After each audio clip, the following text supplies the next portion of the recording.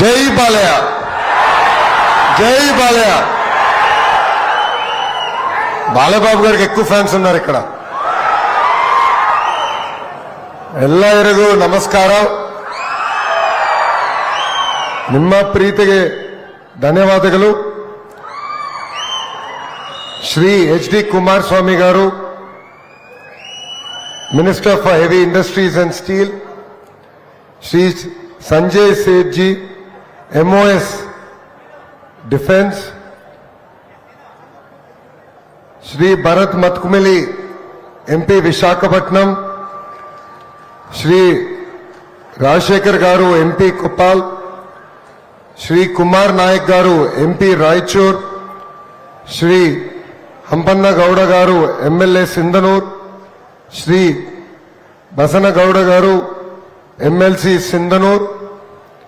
కానీ ఇక్కడికి పెద్ద ఎత్తున విచ్చేసిన కర్ణాటక ప్రజలకి, ఎన్నో ఏళ్ళుగా కర్ణాటకని సొంతంగా చేసుకున్న తెలుగు ప్రజలకి, విద్యార్థులకి, తల్లిదండ్రులకి నా హృదయపూర్వక నమస్కారాలు. కర్ణాటక అనేది ఒక పవిత్రమైన భూమి. కర్ణాటక సాంప్రదాయాలు, సంస్కృతి చాలా గొప్పది. కన్నడ, తెలుగు ತುಂಬಾ ಸೇಮ್. ನಮ್ಮ ಸಂಸ್ಕೃತಿ ಕೂಡ ಸೇಮ್. ఆంధ్ర, కర్ణాటక అన్న తమ్మన్న తార. శ్రీ కృష్ణదేవరాయల సైనిక్ స్కూల్ ప్రారంభోత్సవం సందర్భంగా ఈ సమావేశానికి విచ్చేసిన మీ అందరికీ పేరు పేరున నా హృదయపూర్వక నమస్కారాలు. ఈరోజు నేను ఆంధ్ర రాష్ట్ర విద్యాశాఖ మార్చులుగా ఇక్కడ రాలేదు. ఒక భారతీయుడిగా నేను మీ ముందల నుంచుంటున్నాను. ఇక్కడ ఎంతో మంది తల్లిదండ్రులు ఉన్నారు. వాళ్ళు ఒక ప్రశ్న అడగాలనుకుంటున్నా. ఇక్కడ ఎంతమంది మీ పిల్లలు డాక్టర్ అవ్వాలనుకుంటున్నారు? ఒకసారి చేతులు పైకి ఎత్తండి. ఐఏఎస్, ఐపీఎస్ మీ పిల్లలు అవ్వాలంటే చేతులు పైకి ఎత్తండి. ఇంజనీర్ అవ్వాలంటే, రాజకీయ నాయకుడు, నాయకురాలు అవ్వాలంటే చాలా తక్కువ ఉన్నారు. కానీ నాకు ప్రధానమైన ప్రశ్న నేను అడగాల్సింది, ఇక్కడ ఎంతమంది మన పిల్లలు సైనికులు అవ్వాలనుకుంటున్నాం? ఈరోజు మనందరం ఇక్కడ నుంచి మాట్లాడుకోగలుగుతున్నామంటే, ఇక్కడ నుంచుని ఈ సమావేశం ఏర్పాటు చేయగలుగుతున్నాం అంటే దానికి కారణం మన బార్డర్ దగ్గర సైనికులు మన కోసం పోరాడుతున్నారు. మనందరం చూసాం, ఉగ్రవాదులు పేలగాంకి వచ్చి 26 మంది అమాయకులు భారతీయుల్ని ఆనాడు చంపేస్తాం జరిగింది. మన ప్రధానమంత్రి నరేంద్ర మోడీ గారు ఆపరేషన్ సింధూర్ అని ప్రకటించి పాకిస్తాన్ కి తగిన గుణపాఠం చెప్తాం జరిగింది. ఆ యుద్ధంలో మన అనేక మంది సైనికులు మనం పోగొట్టుకున్నాం. ఆంధ్ర రాష్ట్రానికి చెందిన మురళీ నాయక్ అనే సైనికుని కూడా మేము పోగొట్టుకుంటాం జరిగింది. మురళీ నాయక్ మా అనంతపూర్ జిల్లా పుట్టపర్తి నియోజకవర్గం నుంచి వచ్చిన వ్యక్తి. ఆ కుటుంబానికి ఒకే ఒక బిడ్డ మురళీ నాయక్. కానీ చిన్నప్పటి నుంచి మురళీ నాయక్ భారతదేశ సైన్యంలో పనిచేయాలన్న కోరిక ఉండిపోయింది. వాళ్ళ తల్లిదండ్రులు, నాయక్ నీకు ఏమైనా అవుతే మా పరిస్థితి ఏంటి, మాకు అండగా ఎవరు నిలబడతారని అడుగుతాం జరిగింది.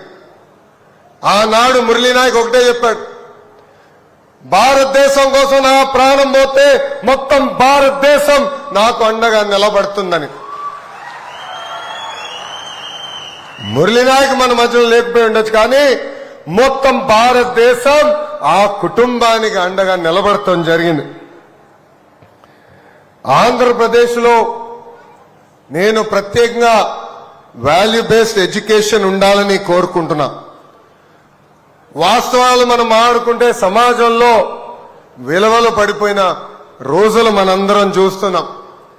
అందుకే ఆంధ్ర రాష్ట్రంలో చాగంటి కోటేశ్వరరావు గారు ఏకంగా కేబినెట్ ర్యాంక్ ఇచ్చి సలహాదారుడిగా మనం ఏర్పాటు చేసుకుంటాం జరిగింది.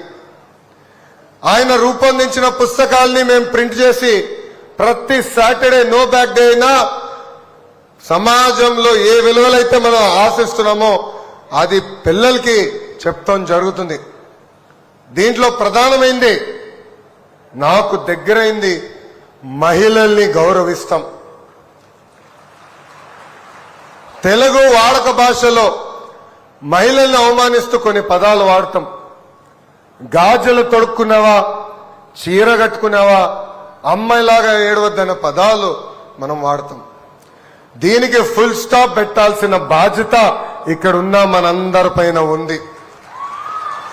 సమాజంలో ఏ మార్పు అయితే మనం ఆశిస్తున్నామో ఆ మార్పు మన ఇంటి నుంచే మొదలవ్వాలని ఈ సభాముఖం మిమ్మల్ని అందరూ నేను కోరుకుంటున్నా. ఇక్కడున్న పిల్లలందరికీ నేను ఒక విషయం చెప్పాలనుకుంటున్నా. చాగంటి కోటేశ్వరరావు గారు ప్రవర్చనలు చేస్తున్నారు. ఇలా సమావేశాలు ఏర్పాటు చేసుకుని పిల్లలతో మాట్లాడతారు. ఆయన ప్రవర్చనకి వెళ్ళా, అప్పుడు ఆయన ఒక మంచి మాట చెప్పారు. తల్లికి చెప్పలేని ఏ పని నువ్వు చేయొద్దని. What you can't tell your mother don't do it అని. అది ఎంత సింపుల్, అంత పవర్ఫుల్. అందుకే ఇక్కడున్న పిల్లలందరినీ కోరుతున్నా, మన జీవిత ప్రయాణంలో అనేక నిర్ణయాలు తీసుకోవాలి. ఒక్క క్షణం కళ్ళు మూసుకుని ఆలోచించాలి. నిర్ణయం తీసుకునే ముందల మనం తీసుకోబోయే నిర్ణయం మన తల్లికి చెప్పగలుగుతామా లేదా అని. చెప్పగలితేనే ఆ నిర్ణయం తీసుకోవాలని ఇక్కడున్న పిల్లలందరినీ నేను కోరుతున్నా. ఇప్పుడే పెద్దలన్నారు, విశ్వవిఖ్యాత నట సార్వభౌమ స్వర్గీయ నందమూరి తారక రామారావు గారి మనవడిని, చంద్రబాబు నాయుడు గారి తనయుడిని, మీ అందరి బాలయ్య, నా ఒక్కడికే ముద్దల మావయ్య, జై బాలయ్య అల్లుడిని. కానీ నాకు నా జీవితం ఈజీగా రాలేదు. 1985 తర్వాత గెలవని నియోజకవర్గం మంగళగిరిలో పోటీ చేసి 2019లో నేను ఓడిపోయా. జీవితంలో ఓటమి అనేది సహజమే, కానీ ఆ ఓటమి ద్వారా మనం అనేక పాఠాలు నేర్చుకోవాల్సిన అవసరం ఉంది. 5 సంవత్సరాలు కష్టపడి చెమటోర్చి మళ్ళీ అక్కడనే పోటీ చేశాను. యావత్ ఆంధ్ర రాష్ట్రంలో 3rd హైయెస్ట్ మెజారిటీతో నేను గెలుస్తాం జరిగింది. ఈరోజు సమాజంలో కూడా పిల్లలు చాలా సెన్సిటివ్ గా మారిపోయారు. ఒక్క ఎగ్జామ్ లో ఫెయిల్ అవుతే ఏకంగా ఆత్మహత్య చేసుకునే పరిస్థితులు మనం చూస్తున్నాం. అందుకే పిల్లలందరూ నేను తెలియజేయదలుచుకున్నా, మార్కులు తక్కువ వచ్చాయని, జీవితంలో ఎదురు దెబ్బ వచ్చిందని అధైర్యపడద్దండి. ఆ ఎదురు దెబ్బ మనలో కసి పెంచాలి. ఆర్నిసలు కష్టపడి అనుకుందాన్ని మీరు సాధించాలని ఈ సభాముఖంగా కోరుతున్నా. నేను పిల్లలు ఎప్పుడు కలిసినా ఫెయిల్ అన్న పదానికి కొత్త అర్థం తీసుకొచ్చా. First attempt in learning.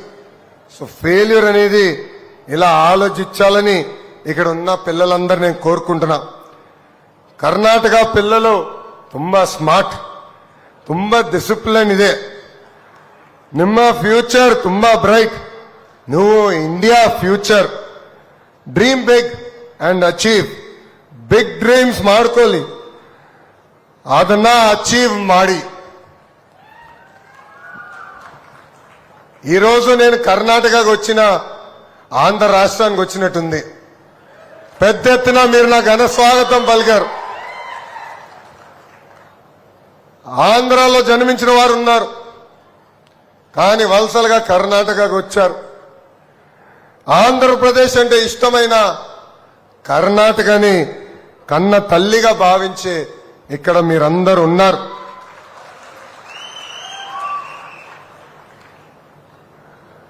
మీ అందరు తెలుసు, 2024 ఎన్నికల ముందల కరెక్ట్ గా ఎన్నికలకి 6 నెలలు ఉన్న సమయంలో ఏం తప్పు చేయని చంద్రబాబు నాయుడు గారిని అరెస్ట్ చేసి 53 రోజులు బంధించారు. ఒక కొడుకుగా బాధపడా. ఏం తప్పు చేయని పెద్దయిని ఇలా జైల్లో పెడతాం అనేది చాలా బాధేసింది.